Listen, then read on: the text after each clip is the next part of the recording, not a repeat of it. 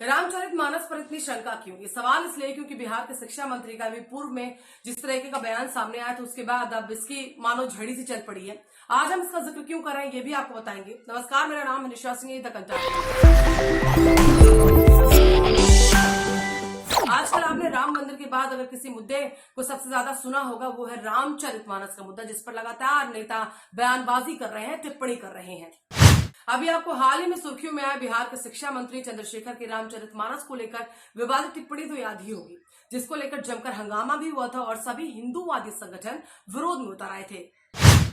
लेकिन बयानों में बवाल और विवादों में भेड़ चाल ये अब ट्रेंड सा बन गया है, जिस विवाद को जारी रखते हुए अब समाजवादी पार्टी के नेता और एमएलसी स्वामी प्रसाद मौर्य भी रामचरितमानस को लेकर विवादित बयान दे बैठे हैं। ब्राह्मण है तो उसकी पूजा करिए, चाहे चोर हो, लंपट हो, व्यभिचारी, दुराचारी, देशद्रोही कुछ भी हो, लेकिन विप्र है तो उसका सम्मान करिए। और वही धर्म दूसरी तरफ क्या कहता है? पूजे न शूद्र गुण ज्ञान न प्रवीणा, यानी शूद्र समाज में पैदा होने वाला व्यक्ति कितना भी गुणी क्यों न हो, कितना भी ज्ञानी क्यों न हो, कितना भी विद्वान क्यों न हो, उसका सम्मान न करो। हम गाली को धर्म के रूप में नहीं स्वीकार कर सकते। इसलिए सरकार को चाहिए कि आपत्तिजनक तत्वों को प्रतिबंधित करे। उन्होंने कहा है कि धर्म कोई भी हो हम उसका सम्मान करते हैं, लेकिन धर्म के नाम पर जाति विशेष, वर्ग विशेष को अपमानित करने का काम किया गया है। हम उस पर अपनी आपत्ति दर्ज करवाते हैं। वो कहते हैं कि कई करोड़ लोग रामचरितमानस को नहीं पढ़ते हैं, ये सब बकवास है, ये तुलसीदास ने अपनी खुशी के लिए लिखा है। अब स्वामी प्रसाद मौर्य यहीं पर नहीं रुके। उन्होंने कहा सरकार को इसका संज्ञान लेते हुए रामचरितमानस से जो आपत्तिजनक का अंश है उसे हटा देना चाहिए, उसे बाहर करना चाहिए, इस पूरी पुस्तक को ही बैन कर देना चाहिए। ये सुझाव है स्वामी प्रसाद मौर्य का।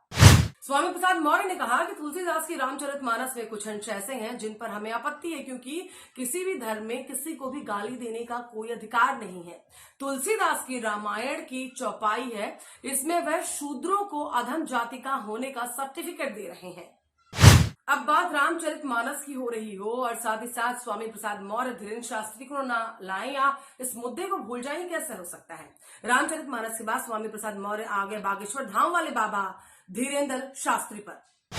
स्वामी प्रसाद मौर्य बोले कि इस देश का दुर्भाग्य है कि धर्म के ठेकेदार ही धर्म को नीलाम कर रहे हैं। तमाम समाज सुधारकों के प्रयास से देश आज तरक्की के रास्ते पर चल पड़ा है, लेकिन ऐसी दकियानूसी सोच वाले बाबा समाज में रूढ़िवादी परंपराओं को बढ़ाते हैं, ढकोसला पैदा करते हैं, अंधविश्वास पैदा करने की कोशिश कर रहे हैं। स्वामी प्रसाद मौर्य ने कहा कि जब सभी बीमारियों की दवा बाबा के पास है तो सरकार फालतू में मेडिकल कॉलेज या अस्पताल क्यों चला रही है? सभी लोग जाकर बाबा से ही दवा ले लें। धीरेन्द्र शास्त्री पर बोलते हुए सपा नेता इतना भड़क गए कि यहां तक वो कहने लग गए कि धीरेन्द्र शास्त्री सनातन धर्म का प्रचार नहीं कर रहे बल्कि सनातन धर्म को दफना रहे हैं। फिलहाल स्वामी प्रसाद मौर्य ने विवादित बयान देकर आग में घी डालने का काम किया है, लेकिन अब ये आग जंगल में कितनी आगे जाएगी ये तो वक्त बताएगा, क्योंकि मौर्य के बयानों ने जो विवाद भड़काया है वो शांत होता हुआ फिलहाल नहीं दिखाई दे रहा है। आपको बता दें कि मौर्य के बयान पर अयोध्या के संतों ने भी नाराजगी जताना शुरू कर दिया है। श्री राम वल्लभा कुंज के प्रमुख स्वामी राजकुमार दास ने कहा कि स्वामी प्रसाद मौर्य का मानसिक संतुलन बिगड़ गया है। वो पिछड़े लोगों का खिसक चुका हुआ जनाधार वापस लाने के लिए बेतुका बयान दे रहे हैं।